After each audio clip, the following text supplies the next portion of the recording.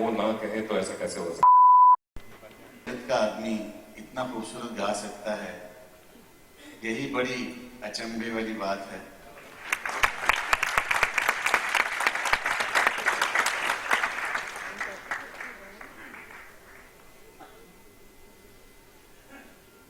और जो ये कर रहे हैं वो सीख के नहीं आती बात, वो तो ऊपर वाले से लानी पड़ती है साथ में, बाद में उसको जितना भी डेवलप कर सकता हूँ। सामने और प्यारे भाई भी बैठे हुए और जीतू भाई, प्रेम जी, हमारी भाभी जी, अरे नमस्कार। मैं बड़ा भाग्यशाली हूँ, जीतू भाई के लिए पहला जो गाना गाया था वो मुझे प्यारे भाई ने और लक्ष्मी जी ने दिया था, मेघा रे मेघा। और उसी गाने की वजह से मुझे प्रेम रोग भी मिली।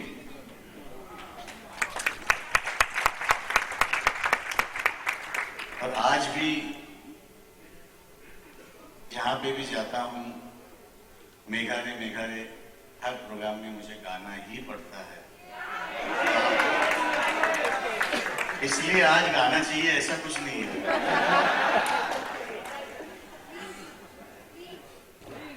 मेघा रे मेघा रे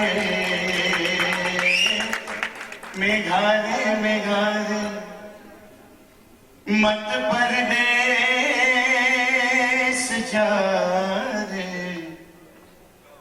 आज तू प्रेम का संदेश बरसा रे।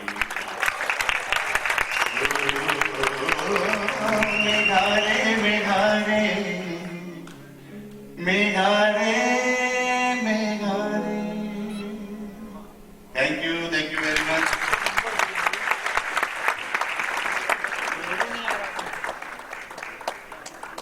Thank you very much. बहुत बहुत शुक्रिया सर, बहुत बहुत शुक्रिया।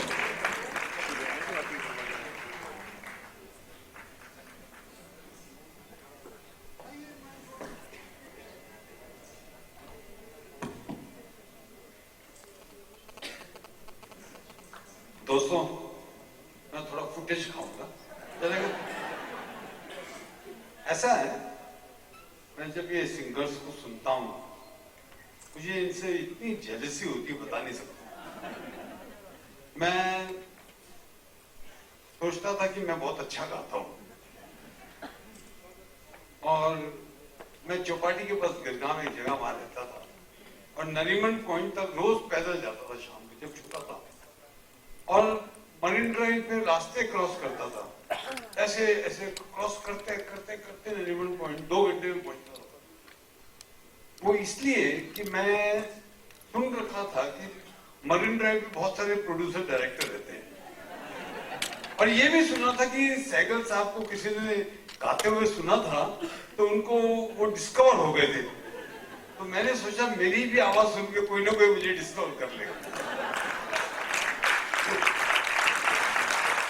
तो कैन यू इमेजिन, एक 12 साल का लड़का जोर जोर से लता बाई के डिफिकल्ट गाने, ये जिंदगी उसी की है, जोर से गा रहा रोज पागल की तरह। इतना शौक मुझे गाने का। और मेरी गायकी के बारे में एक छोटा सा उदाहरण देता हूँ। कारवां पिक्चर का एक गाना पिक्चराइज हुआ, मेरा और आशा बारिक ने, इतना प्यारा वादा। तो स्पीकर, और मुझे बहुत शौक था कि वो आशा जी को भी वही शौक था, जोर से गाते थे और स्पीकर भी लाउड रखते थे। तो गाते गाते अचानक वो वायर निकल गई तो अपनी आवाज सुन के मैं डर गया, ये इतना बेसुरा कौन है? फिर वो तो मेरी आवाज थी, तो एक आवाज और भी साथ में निकली थी, आशा पारेख, वो भी मेरी अम्मा। अब सोचिए ये क्या कॉम्बिनेशन होगा। और जुर्रत देखिए, जुर्रत ये कि गाने का शौक है। सपने आते हैं कि मैं इतना अच्छा गा रहा हूं, लोग दीवाने हो गए मेरी आवाज सुन के, और फिर डर के मारे उड़ जाता था। तो ये मेरी गायकी की बात है। बट ये किस्मत की बात है कि ना मैं एजुकेशन में अच्छा था, पढ़ाई वढ़ाई तो की नहीं, तो घर की फाइनेंशियल पोजीशन भी ठीक नहीं थी। अब करूं तो क्या करूं, तो एक्टिंग में पहुंचे शांतावन जी के यहाँ, और बाकी तकदीर ने अपना काम कर लिया।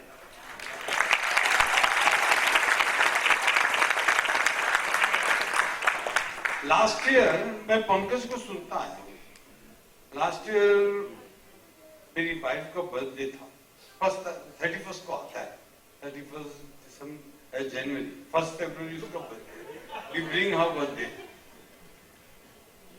लकीली याद आ गया, कहीं उसको मालूम पड़ेगा कि मुझे बर्थडे याद नहीं तो फिर शाम।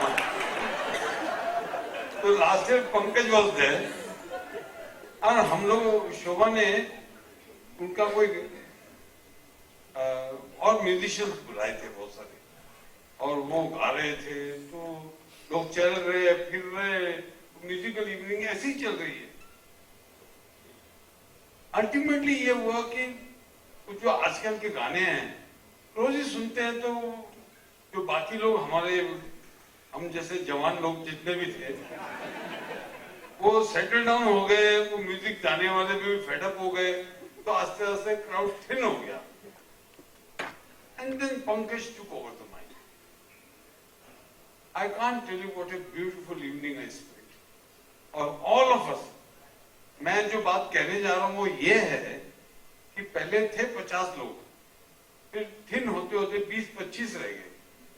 इसने उसी इंटेंसिटी से, उसी प्यार से, उसी लगन से, उसी जोश से पूरी शाम समा बांधा। ये नहीं कि अभी क्या क्राउड नहीं है, मैं क्या गाऊंगा, सुनने वाले नहीं रहे। इतना मजा है, हम 25 लोग सुबह 4 बजे तक वी एंजॉय।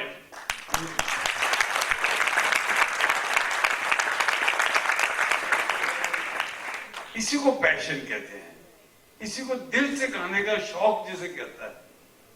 और then I've been a big fan of Pankaj, and this New Year's Eve 31st December हम लोनावाला में थे, and we spent an evening,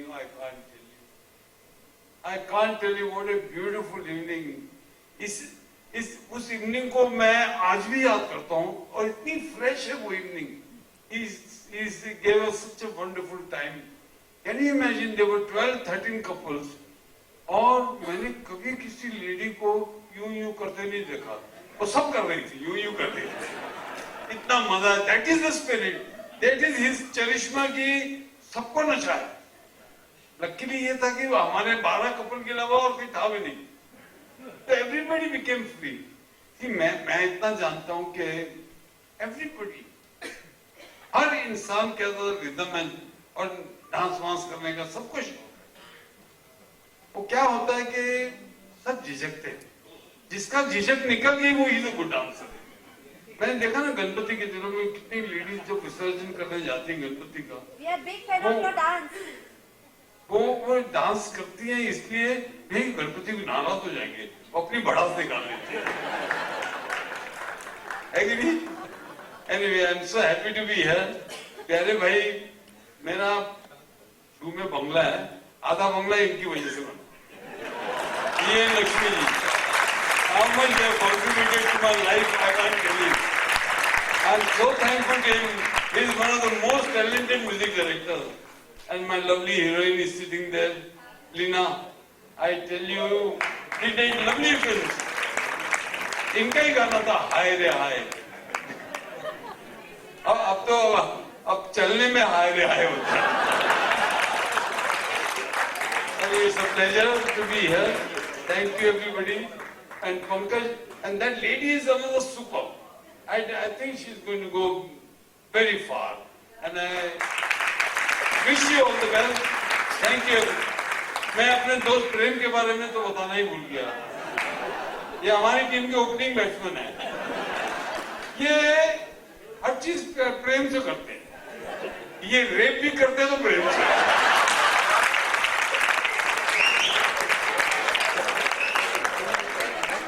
जय माता दी। Thank you.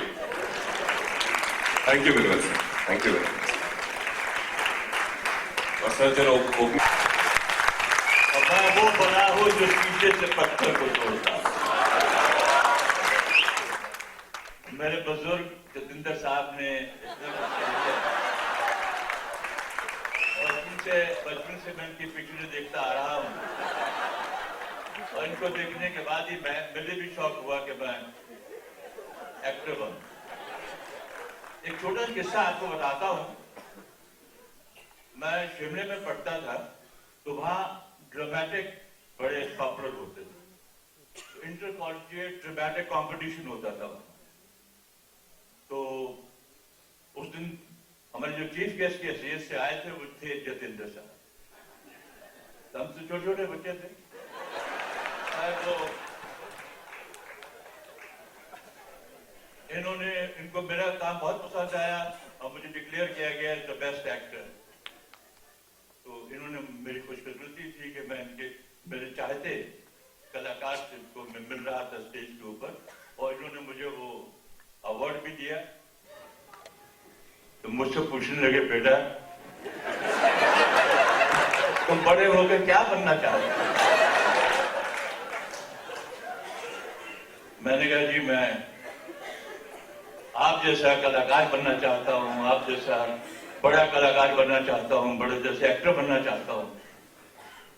और मैं ये बताना चाहता हूं कि मेरे दोस्त जतिंदर ने 30 साल तक बतौर हीरो काम किया है, जो बहुत ही कम लोगों ने किया।